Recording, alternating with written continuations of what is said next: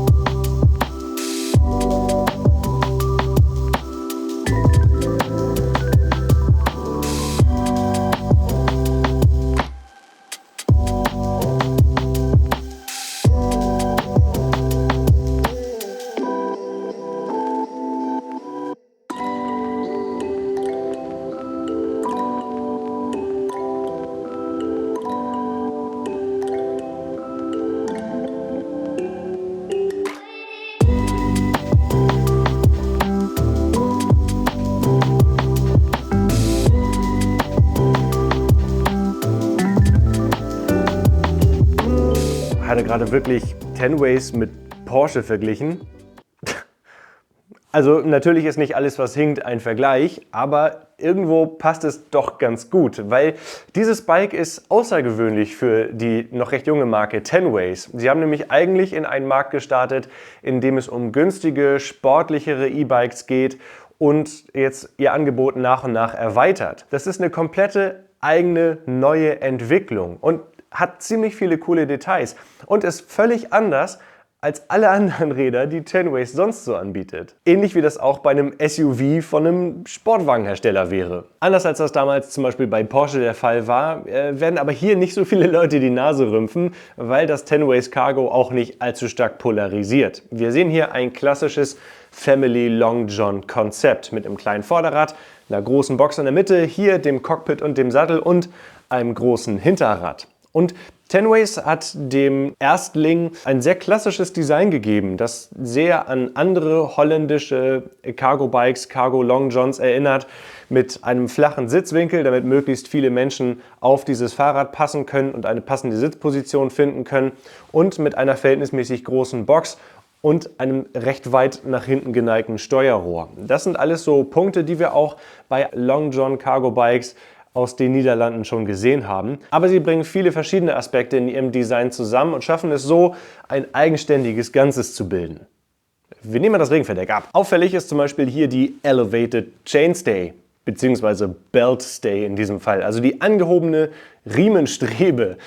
Hier wird der Riemen nicht innerhalb dieses hinteren Rahmendreiecks entlang geführt, sondern unterhalb. Das erleichtert das Ganze bei der Montage als auch bei der Wartung und macht hier eine Öffnung im hinteren Rahmendreieck obsolet. Damit der Riemen trotzdem gespannt werden kann, sitzt hier das Ausfallende auf einem verstellbaren Schlitten, der nach hinten und nach vorne gestellt werden kann, sodass der Riemen immer die richtige Spannung aufweist. Und ich finde auch dieses Ausfallende hier, das ist richtig schön gemacht. Und dieses Design, diese dicke Strebe hier, die setzt sich dann in diese Strebe fort und bildet so ein minimalistisches Gesamtdesign und sorgt dann auch für einen verhältnismäßig niedrigen Einstieg hier bei dem Tenways. Was denn? Das Weiße da hinten? Das zeige ich euch später. Erstmal geht es hier um den Akku. Der sitzt hier direkt hinter dem Steuerrohr und ist ein richtig fettes Gerät, das sich auch einfach entnehmen lässt, einfach draufschließen lässt und hat ein paar sehr schöne Details. Auf der einen Seite hier diesen Griff, mit dem man den sehr einfach tragen kann und dann auch diese Funktion mit dem beleuchteten Tenways Logo, das in dem E dann auch noch den Akkuladestand anzeigt. Das ist, finde ich, ein echt cooles Detail. Es ist aber auch, muss man sagen, ein proprietärer Akku. Ein weiteres cooles Designdetail ist das hier, das Tagfahrlicht. Das hat man schon bei anderen Long Johns gesehen, aber Tenways hat das hier richtig schön in diese Box integriert. Das ist so nach vorne geneigt, hat hier das kleine Tenways Logo eingebracht in dieses Licht. Das sieht, finde ich, sehr hochwertig aus und ist auf jeden Fall sehr auffällig, gerade wenn man damit in der Nacht unterwegs ist. Und auch bei Tag, wenn man ehrlich ist, weil dieses Tagfahrlicht, das bleibt einfach immer an und man schont damit den Hauptscheinwerfer.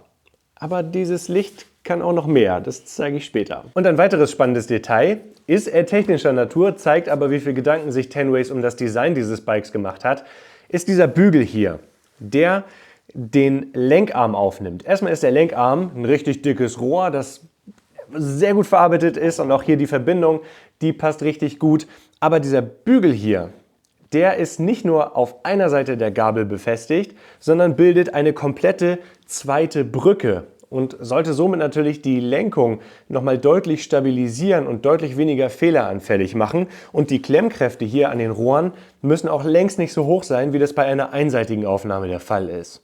Und Tenways hat das dann auch noch schön designt. Hier ist dann nochmal das Tenways Logo, der Tenways Schriftzug in dieses Design mit eingebracht worden.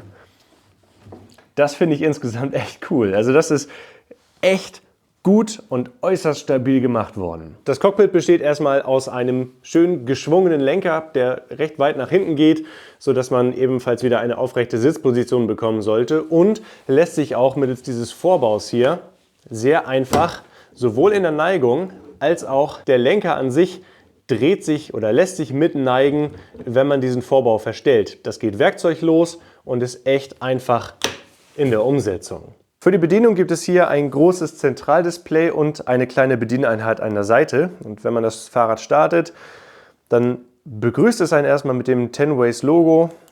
Man muss ein Kennwort eingeben, das jetzt hier dankenswerterweise sehr komplex ist. Und dann gibt es hier ein modernes Interface. Das sieht ziemlich reduziert, ziemlich cool aus und man kann auf einen Blick alle möglichen Informationen sehen. Hier mit den Plus- und Minus-Tasten lassen sich die 5 verschiedenen Assistenzstufen einstellen. Und dann hier mit dem i-Knopf kann man durch andere Informationen durchschalten, wie zum Beispiel die Trip Distance, die Total Distance, Durchschnittsgeschwindigkeit, maximale Geschwindigkeit, die Reichweite und dann auch, ganz witzig, wie viel CO2 man eingespart hat und wie viele Bäume man gerettet hat. Aber das war noch nicht alles bei der Bedienung, denn auf der einen Seite lässt sich hier mittels dieser Taste das Licht ein- und auch wieder ausschalten. Und hier in der Mitte kann man dann auch in ein Optionsmenü gehen, bei dem man alle möglichen Sachen einstellen kann. Und man kann auch das Fahrrad mit der App verbinden. Und damit kann man dann verschiedene Sachen hier auf dem Display anzeigen lassen, wie zum Beispiel eine Navigation. Und es ist auch möglich, dann noch verschiedene Einstellungen hier vorzunehmen. Und hier auf diesem Knopf kann man das dann ausschalten. Aber Moment, da sind ja noch Pfeile nach links und nach rechts. Denn dieses Tagfahrlicht ist nicht nur ein Tagfahrlicht, sondern auch ein Blinker und zeigt nach vorne und zur Seite an, wenn man die Richtung wechseln möchte. Das finde ich ziemlich cool. Es ersetzt natürlich kein Handzeichen. Gerade in Deutschland, man muss das Handzeichen machen und von hinten wird es ja auch nicht gesehen. Aber gerade entgegenkommender Verkehr kann damit sehr gut sehen, in welche Richtung man möchte, gerade nachts, wenn es dunkel ist und man auch ein Handzeichen nicht unbedingt sehen kann. Ich glaube, gerade bei großen Long Johns oder bei großen Lastenrädern im Allgemeinen ist das die Zukunft und Tenways hat es schon. Kommen wir jetzt aber mal auf die Box zu sprechen, dem ohne Zweifel wichtigsten Teil eines Lastenrades. Die besteht bei dem Tenways Cargo aus EPP, aus expandiertem Polypropylen. Das hat dämmende Eigenschaften, das hat stoßdämpfende Eigenschaften, das lässt sich leicht recyceln. Es ist insgesamt sehr leicht und es kann sich in alle möglichen Formen bringen lassen. Und hier hat sich Tenways ebenfalls dazu entschieden, beim Design so ein bisschen weiter zu gehen, als einfach nur irgendeine Box zu machen und hat hier noch so eine Sicke reingebracht in das Material, beziehungsweise eine Charakterlinie. Die Box ist dann auf beiden Seiten eingefasst. Unten mit einem großen Rahmen aus Aluminium und oben mit diesem Cover hier aus Kunststoff. Und das Coole ist, das lässt sich wechseln. Und dann hat man den Rahmen in der Hand. Und wenn man dann diesen Rahmen abgenommen hat, hat man nicht nur Zugriff hier auf den vorderen Steuersatz und kann ihn warten oder einstellen oder die Lampen hier, die man dann reparieren kann, sondern auch auf 4 Schmuggelfächer. Zu welchem Zweck auch immer. Und dann hatten wir noch das hier. Dieses Teil ist im Lieferumfang des Tenways Cargo enthalten und ist ein Ersatzrahmen. Und zwar nicht irgendwelcher, sondern ein Ersatzrahmen in so einem British Racing Green. Das sieht ziemlich cool aus. Also 2 verschiedene Farbschemen für dieses Fahrrad. Entweder halt alle Farben des Regenbogens, solange es schwarz ist, oder alle Farben des Regenbogens, solange es schwarz mit ein bisschen grün ist. Aber das ist nicht alles. Es gibt noch eine spezielle Fähigkeit des Fahrrads, die man wahrscheinlich eher selten umsetzen muss, aber es funktioniert. Und zwar ist das folgende. Denn die gesamte Box lässt sich verhältnismäßig einfach abnehmen. Und dann hat man eine flache Ladefläche, mit der man alles Mögliche transportieren kann. Allerdings hat man dann wenig Verwendung für das Tagfahrlicht. Also weiß ich zumindest nicht, wo das dann hin soll. Aber es ist möglich. So, das war ein großer Spaß. Jetzt setzen wir es mal wieder zusammen.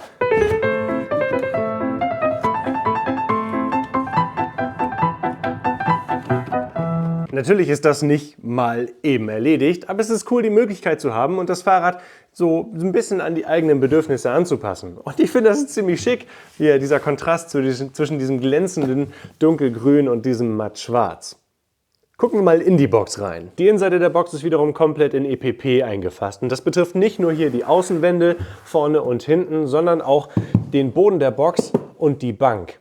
Hier sind dann noch so Trittflächen eingearbeitet, damit Kinder einfach ein- und aussteigen können. Hier drin ist dann eine Sitzbank für 2 Kinder montiert und die haben eine aufrechte Sitzposition, sowie in anderen Dutch-Style Long Johns können ihre Beine ausstrecken und auch anwinkeln. Und diese Fläche hier, diese EPP-Sitzfläche ist, finde ich, schön ausgeformt. Das Rad kommt mit 5 Punktgurten, die verhältnismäßig breit sind, hier noch so eine Polsterung bieten und das Gurtschloss, das lässt sich ebenfalls recht einfach bedienen. Man bringt die beiden Stücke zusammen und dann sitzt das Ganze auch fest. Was mir jetzt gerade auffällt, das ist alles verhältnismäßig weit, also auch für größere Kinder geeignet. Und wenn man es lösen möchte, dann zieht man hier einfach dran und dann können die Kinder auch einfach aussteigen. Die Höhe der Rückenlehnen und auch die Höhe der Seitenwände sind ebenfalls wiederum vergleichbar mit anderen Familien-Long Johns aus den Niederlanden. Hier gibt es aber auch noch ein cooles Detail und zwar kann man, wenn man hier so ein bisschen daran zieht, die Sitzbank entnehmen. Dann hat man hier eine verhältnismäßig große Fläche, wo man einen Hund mitnehmen kann oder größere Einkäufe einfach reinstellen kann, ohne dass die Kindersitzbank im Weg ist. Und wenn die Kinder dann wieder mitkommen sollen, einfach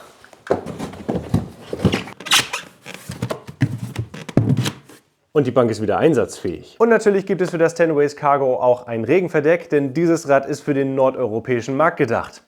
Und hier regnet's. Hier gibt es dann links und rechts jeweils eine große Scheibe und hier vorne eine große Scheibe, die sich auch einfach öffnen lässt. Erstmal haben wir hier das große Tenways Logo hier vorne, damit auch jeder weiß, womit man unterwegs ist. Und dann kann man hier mit Reißverschlüssen die eine Seite öffnen und auch die andere Seite öffnen. Ich muss jetzt dazu sagen, das hier ist ein Prototypen-Regenverdeck und das wird noch in dem einen oder anderen Punkt angepasst werden. Und dann kann man das hier einmal so hochwerfen und aufrollen und dann ist hier so ein Fliegengitter oder Mückengitter, sodass man auch bei sommerlichen Temperaturen hier einfach Frischluft bekommt und das Regenverdeck einfach drauf lassen kann. So eine Art Fliegenverdeck dann eben. Und auch das lässt sich dann wiederum mit 2 Reißverschlüssen öffnen, sodass Sie auch hier wiederum einfach irgendwelche Dinge einladen lassen. Die nächste Möglichkeit, um Kinder reinzusetzen, ist, das hier an der Seite zu öffnen. Dafür muss man einmal ganz runtergreifen und dann kann man es so ein bisschen aufklappen und auch hier ja, dann so ein bisschen nach oben klappen. Und wenn man das noch ein bisschen weiter geöffnet haben möchte, dann öffnet man auch den Klettverschluss hier an der Seite und dann können die Kinder entweder selber einfach einsteigen oder man setzt sie dann einfach rein. Und zum Schließen muss man dann hier das so ein bisschen nach hinten ziehen, das hier wieder durchfädeln, hier unten festziehen und dann auch, damit es hier vorne nicht wegflattert, den Klettverschluss befestigen. Und dann sitzt das Regenverdeck. Das waren jetzt alle Details zum Tenways e-Cargo. Und wie es sich fährt, das wollen wir jetzt mal sehen. Ich habe jetzt hier meine beiden Mitarbeiter reingesetzt, die Säcke und auch mein Red Reban Rucksack mit noch ein bisschen Kram drin. Aber insgesamt sind das jetzt gut und gerne 35 bis 40 Kilo Beladung. Und das Rad steht hier schön in der Lübecker Sonne. Und wir starten natürlich wie immer mit dem Beschleunigungstest. Und wir sind in der kleinsten Übersetzung, in der größten Unterstützung. Und wir legen mal los.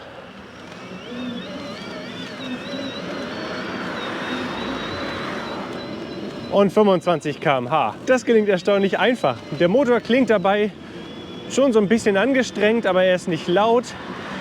Er hat so ein leichtes, malendes, wimmerndes Geräusch.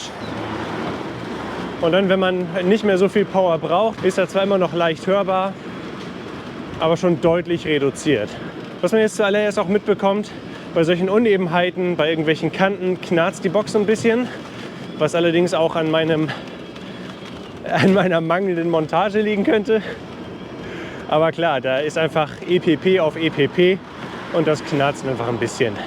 Insgesamt fühlt sich das aber sehr stabil an. Und auch wenn ich jetzt hier den Lenker loslasse, dann schlackert das nicht. Das Rad fällt hier so ein bisschen zur Seite, weil ich das natürlich auch schwer beladen habe und die Kamera hier an der Seite ist. Und das Besondere ist, dass das Rad ohne Lenkungsdämpfer auskommt, sondern die Lenkung ist wirklich außergewöhnlich leichtgängig. So, wir sind jetzt am Jerusalemsberg, der höchsten Erhebung Schleswig-Holsteins. Wir haben eine hohe Unterstützung, eine hohe Trittfrequenz und geben nicht so viel Power aufs Pedal. Und mal sehen, wie schnell uns dieses Rad hier hochbringt. 21,7 km/h, 19, 18, jetzt muss ich ein bisschen runternehmen, 16 km/h, 15,8, 16 km/h ist die Geschwindigkeit, die wir hier schwer beladen bei dieser Steigung erreichen. Und nach unten wäre auch noch einiges an Übersetzung übrig geblieben. Also auch stärkere Steigung bekommt man mit dem Tenways Cargo hin. Der Motor hat aber grundsätzlich echt Power und das zeigt auch schon bei niedrigen Drehzahlen. Also hier, ja, nicht runtergeschaltet und der Motor, der legt früh los. Das gefällt mir gut. Passt zu diesem Anspruch dieses Cargo-Bikes. Kante. Diese Kante hat das Rad gerade außergewöhnlich gut genommen. Wenn man sich jetzt hier so ein bisschen in die Kurve legt, dann geht das echt angenehm. Was auffällt, dass die Übersetzung der Lenkung so gestaltet ist, dass man schon recht viel Armbewegung hat im Vergleich zu vielen anderen Lastenrädern. Aber man kann es auch super mit dem Oberkörper so ein bisschen steuern und mit dem Hintern. Und dann surft man so ein bisschen über die Straße. Das ist ziemlich gut. Von der Sitzposition ist es jetzt so, dass ich etwas zu niedrig sitze mit 1,96 Meter, was aber im Wesentlichen an der ziemlich kurzen Sattelstütze liegt. Das ist eine Federsattelstütze, die dann natürlich auch noch ein bisschen einfedert, wenn ich mich da drauf sitze. Insgesamt ist das Rad so ausgelegt, dass man sehr aufrecht darauf sitzt. Aber das Schöne ist, durch diese Sitzposition finden mit entsprechender Sattelstütze sowohl große Leute als auch kleine Leute hier ganz einfach Platz. Für Lea zum Beispiel ist das Fahren hier auf dem Tenways Cargo auch überhaupt kein Problem. So, jetzt gleich Ampelsprint hier. Los geht's. Und das Rad ist sofort da. Für die Enviolo muss man natürlich so ein bisschen Kraft vom Pedal wegnehmen, damit sie leichtgängig schaltet. Aber das ist normal bei dieser Schaltung. So, jetzt wollen wir abbiegen. Blinken wir natürlich und geben Handzeichen. Über eine etwas rumpeligere Strecke.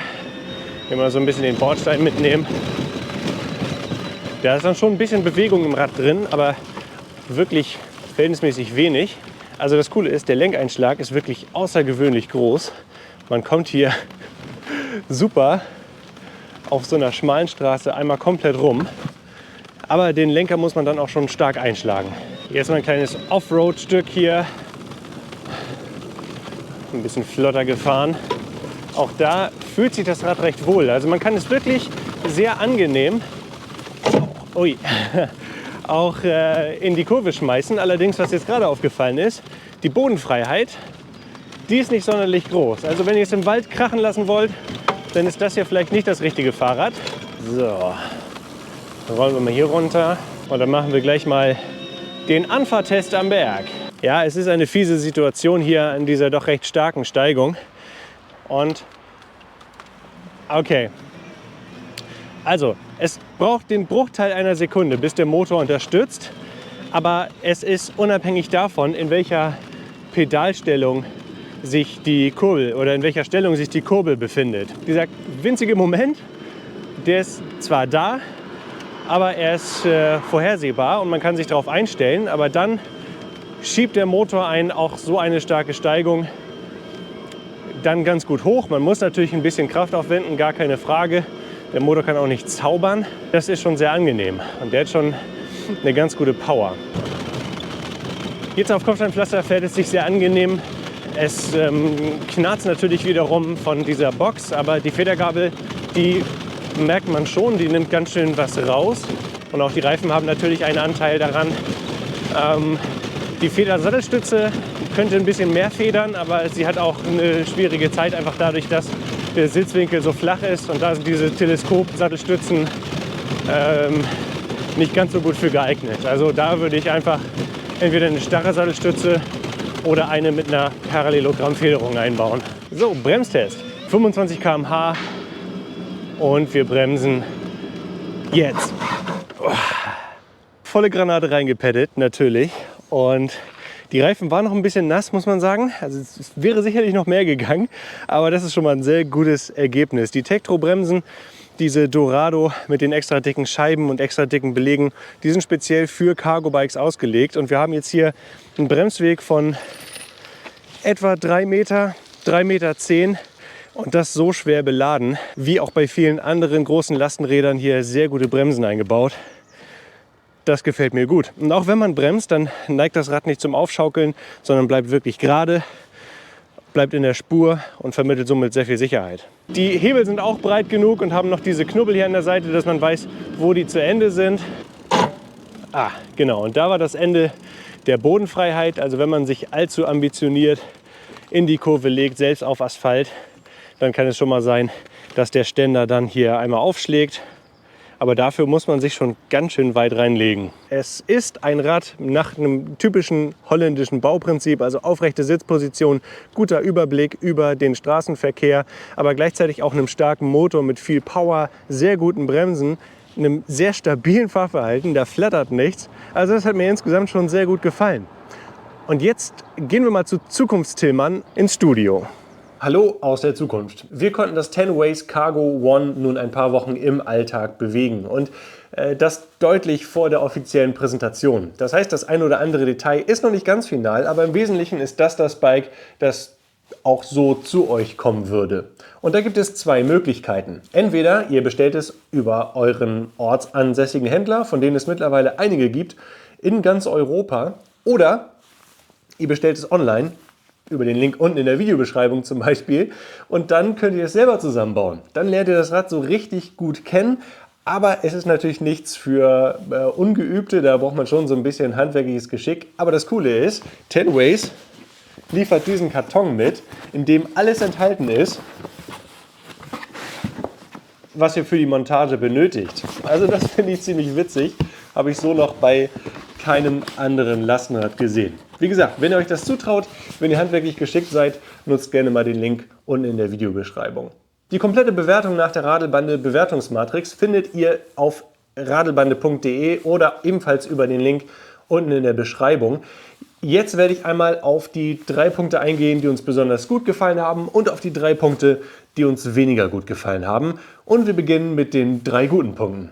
Das erste große Pro-Argument ist der Preis. Denn für 5.000 € bekommt ihr hier ein komplett ausgestattetes Familien-Elektro-Lastenrad. Und das in einem Markt, wo vergleichbare Räder gut 1.500 bis 200.000 € teurer sind. Besonders wenn man die Ausstattung betrachtet. Und da sind wir beim zweiten Punkt, der Ausstattung und auch der Verarbeitung, denn die kann sich wirklich sehen lassen. Hier mit der Enviolo, dem Riemen, den riesigen Akku und dem Bafang-Motor muss es sich nicht verstecken vor Rädern, die mit einem Bosch-Motor ausgestattet sind. Und auch die Verarbeitung kann sich wirklich sehen lassen. Wir haben hier alles mit glatten Übergängen, mit einer sehr hochwertigen Lackierung hier. Das Einzige, was nicht ganz mithalten kann, ist die Beleuchtung.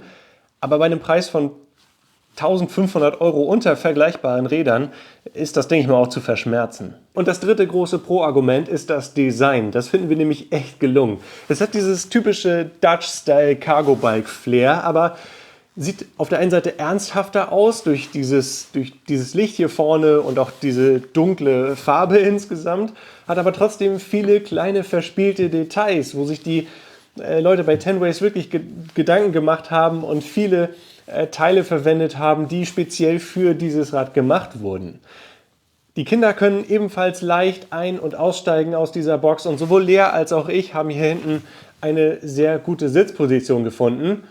Nur ich bräuchte halt eine längere Sattelstütze, aber auch das ließe sich bei dem Preis einfach nachrüsten. Also insgesamt vom Design her ist das richtig cool. Aber es gibt auch Punkte, die wir nicht so gut fanden. Der erste Punkt ist, die Box ist kleiner, als die Größe des Fahrrads vermuten lässt. Und das teilt sich dieses Rad hier mit vielen anderen Rädern dieser Machart. Wenn hier zwei Kinder drin sitzen, dann haben die genug Platz und sie können ihre Beine anwinkeln. Allerdings muss man deren Rucksäcke und irgendwelche Taschen, Einkäufe etc. hier vorne so ein bisschen noch reinstopfen und dann ist der Platz plötzlich weg. Außerdem können Dinge einfach hier rauskullern. Da würde sich ein Gepäckträger anbieten, den Tenways aber leider zumindest noch nicht anbietet. Der zweite Punkt, der uns aufgefallen ist, ist der Ständer. Der ist zwar schön einfach in der Bedienung, sowohl beim Aufbocken als auch beim Abbocken, aber er braucht definitiv eine feste, ebene Fläche, um das Rad sicher abzustellen. Das ist uns bei der Anlieferung des Fahrrads schon aufgefallen, als es einfach so in den Schnee plumpste. Und der dritte Punkt, der uns aufgefallen ist, ist das Regenverdeck. Das schützt die Kinder zwar prinzipiell gut vor Regen, bewegt sich aber unter Windeinflüssen stark hin und her und ist in der Bedienung äußerst umständlich. Zu umständlich für uns, wir haben es dann einfach weggelassen. Tenways arbeitet da aber gerade an einer Überarbeitung von diesem Regenverdeck, sodass die Serienräder mit der verbesserten Version kommen, die zwar designmäßig genau gleich ist, aber es sollte dann nochmal besser auf diesem Fahrrad sitzen. Für wen ist das Tenways Cargo One denn nun am besten geeignet? Ich denke, es ist für alle geeignet, die nach so einem Dutch-Style Long John E-Lastenrad bzw. Familienrad suchen. Es steht einem Urban Arrow, einem Lovens Explorer oder auch einem Carcon Cruise in nichts nach, bietet aber einen deutlich geringeren Preis und für den Preis auch eine hervorragende Ausstattung. Also das würde ich definitiv in die nähere Betrachtung ziehen, wenn ihr als Familie ein Rad für eure beiden Kinder sucht oder wenn ihr einen größeren Hund habt, den ihr dann allerdings hier auch reinheben müsstet, oder auch wenn ihr regelmäßig Kisten etc. transportiert. Hier in diese Box passt das alles rein. Man muss wirklich nur sehr wenige Kompromisse machen, aber Kompromisse, an denen Tenways, denke ich mal, in Zukunft auch weiter arbeiten wird. Also uns hat dieses Bike echt gut gefallen im Endeffekt. Aber wie gefällt es dir? Schreib doch mal in die Kommentare, was du von dem Tenways Cargo One hältst, was du vielleicht an Verbesserungsvorschlägen hättest und ob das deinen Alltag erleichtern würde. Gib einen Daumen nach oben, wenn dir das Video gefällt und wenn du dabei sein willst, wenn die Radelbande das nächste Mal auf Tour ist, dann abonniere den Kanal. Tschüss, bis dann.